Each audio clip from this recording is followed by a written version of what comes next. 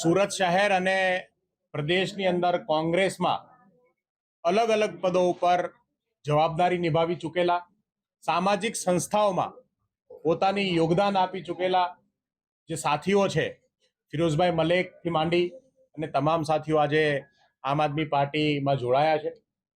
હૃદયથી આ તમામ સાથીઓનું આમ આદમી પાર્ટી પરિવારમાં સ્વાગત કરું છું.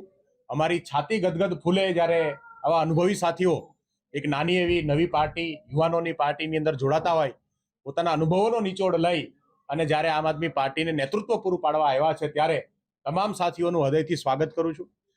આ તકે હું ફિરોઝભાઈ મલિકને વિનંતી કરીશ કે એ પણ પોતાની વાત જે છે એ આપ સૌ સમક્ષ રાખે, સુરતના લોકોને અને ગુજરાતના લોકોને એક સંદેશ આપે કે આગામી સમયમાં આમ આદમી પાર્ટી પરિવારની અંદર અમે લોકો જે અમારી રણનીતિ છે અને અમે ગુજરાતને જે વિકલ્પ આપવા માટે જે સંઘર્ષ કરીએ છીએ, 30થી વધારે કાર્યકર્તાઓ કે જે આમ તો બહુ મોટા આગેવાનો છે, એટલે એમની સાથે એમના પોતાના આગેવાનો પણ જે છે એ સાથે, એટલે મોટી સંખ્યામાં આમ કહી શકાય કે કરીબન 300થી વધારે લોકો આજે જે છે અલગ અલગ અનુભવની સાથે જોડાયા છે.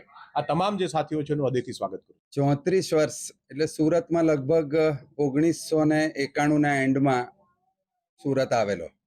ફાધર સરકારી નોકરીમાં હતા એટલે સતત બદલાતા રહ્યા શહેરો, પણ છેલ્લા વતનમાં આવીને જ સેટલ થયા. મારું વતન પણ સુરત જ છે. ત્યારથી અત્યાર સુધીની મારી આખી રાજનીતિક કેરિયર કોંગ્રેસમાં ખૂબ સરસ રીતે કામ કર્યું, ખૂબ મહેનત કરી અને કોલેજ સમયથી જ્યારથી શરૂ કર્યું ત્યારથી ગઈકાલ સુધી, પરમ દિવસ સુધી કોંગ્રેસને મજબૂત કરવા માટે બને એટલા પ્રયત્ન કર્યા, મજબૂતી લાવવા માટે ખૂબ મહેનત કરી, પણ એ મહેનત કેમ ફળી નહીં? આજે સવાલ એ આવે કે ત્યાં આટલા બધા વર્ષોથી અમે શું કર્યું હોય? અમે કરવાનો બહુ પ્રયત્ન કરીએ છીએ, પણ આ અમારી જે કોંગ્રેસ પક્ષની નેતાગીરી હતી તે લોકો સ્વીકારવા જ તૈયાર નથી. મહેનતુ માણસ હોય એટલે એને કોરાણે મૂકી દેવાનો, કોઈ ગ્રુપનો હોય એટલે બાજુ પર મૂકી દેવાનો, કોઈને ઠેકાણે પાડી દેવાનો, કોઈની ટિકિટ કાપી નાખવાની, કોઈને હોદ્દા પર નહીં આવવા દેવાનું. સતત આ જ કામગીરીમાં બધા રચેલા પછેલા. આમાંથી અમે કોંગ્રેસ રમતા રમતા ક્યારે હું 54 વર્ષનો થઈ ગયો મને ખબર જ ના પડી. ખૂબ મજૂરી કરી, ખૂબ મહેનત કરી. પ્રદેશ સમિતિ તરફથી જે કામગીરી સોંપાઈ, શહેર સમિતિ તરફથી જે કામગીરી સોંપાઈ, એ કામગીરી કરતા કરતા દક્ષિણ ગુજરાત આખું ફરી લીધું છે. કોઈ ગામ બાકી નથી કે જ્યાં જઈને અમે કામગીરી નથી કરી.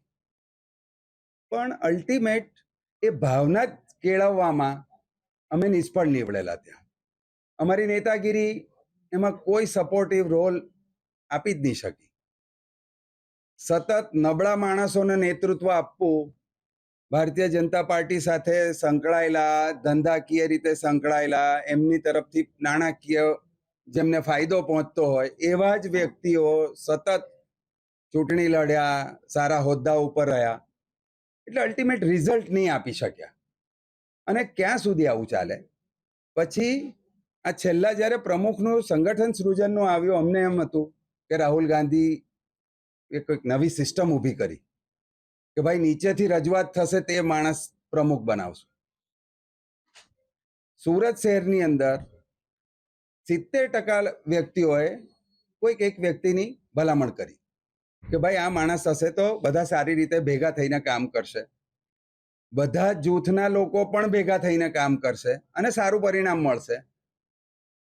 જેની 10% રજૂઆત હતી તે માણસ પ્રમુખ બની ગયો. એટલે રાહુલ ગાંધીની સિસ્ટમને પણ ખાઈ ગયા છે ગુજરાત પ્રદેશના આગેવાનો. અલ્ટિમેટ કંઈ કરવું જ નથી, અને કંઈ ન જ કરવું હોય ત્યાં અમે રહીને અમારો બી કોઈ ફાયદો નથી. અમારે તો સતત કામ કરવું છે, અમને કામ મળવું જોઈએ. હું કાયમ ઘણી વખત બધાને કહું છું, આગેવાનોને કહું છું, કાર્યકરોને કહું છું, લોકોને કહું છું કે અમે સ્કિલ્ડ વર્કર છીએ.